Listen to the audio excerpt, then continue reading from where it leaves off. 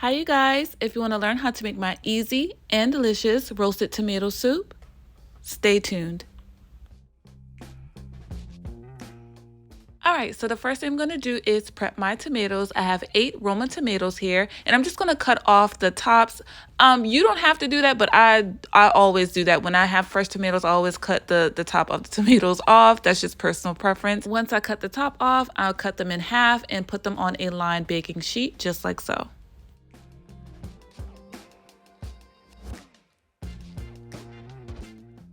I have 1 red bell pepper here. I love the sweetness of a red bell pepper and a yellow one too. So if you have a yellow bell pepper on hand, you can use that as well. So I'm just going to chop that up and put that on the baking sheet.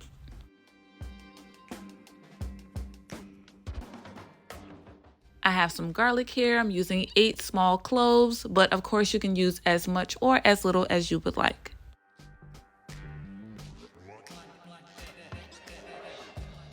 I also have 1 small thinly sliced onion, and now we're going to go ahead and season this up generously with some salt, some pepper, and yes, I'm adding onion powder and garlic powder, although I have fresh onion and garlic.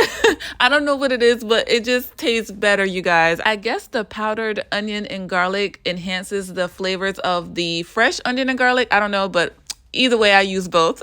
And I'm also using some Old Bay, you guys, because I'm using crab as a garnish. I wanted that hint of Old Bay to complement the flavors that I love on my seafood, which in particular for this dish is crab, okay? I also added an Italian seasoning blend, which has, oregano, thyme, rosemary, marjoram, some beautiful flavors. I drizzled everything with extra virgin olive oil, gave it a good toss, and popped this in a 400-degree oven for approximately 25 to 30 minutes. You just keep an eye on it and take it out when everything is nice and roasted and beautiful. Now for this step, you can use an immersion blender if you have it on hand. If not, you can just use a regular blender like I am doing here.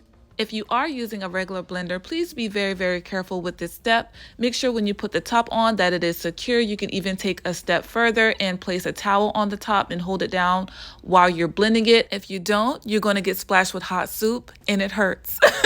I'm speaking from experience. I've done that before while making homemade soups. So please be very, very careful, you guys. As you guys saw, I added in some vegetable stock. If you can find seafood stock, that would be delicious in this dish. And I added roughly 2 cups of that stock to the blender and blended my soup until it was the consistency that I like. Not too loose, but not too thick either. And of course, we have to taste the soup to make sure that we didn't need to add anything additional. And when I tell y'all, I didn't have to add a thing. It was absolutely delicious. And that's my husband going back for seconds. He said it was so good. It already had a beautiful creamy texture without even adding any dairy in it at all at this point. All right. So I'm just adding that to a pot and putting the lid on and let that keep warm while I make grilled cheese sandwiches. The kids only wanted American cheese on theirs, and I added pepper jack cheese to me and hubby's grilled cheese sandwiches. So now we're going to go ahead and prep the crab, which is super simple, you guys. I have a couple tablespoons of butter in a pan. I'm going to go ahead and add my crab in just like so and just gently warm it through. I'm going to season my crab with just a little bit of Old Bay, again, to have the crab and the soup complement each other as far as the flavors. And that is it, you guys. Now it's time to assemble.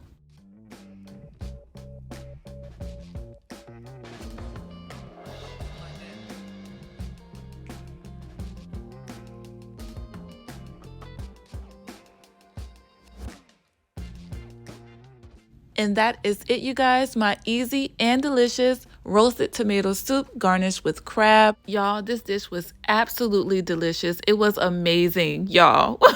It was so good. Even my picky 5-year-old tore it up. Everybody in my family was raving about how delicious this soup was, you guys. Everything was just so well balanced. The soup was the perfect texture. It was nice and creamy.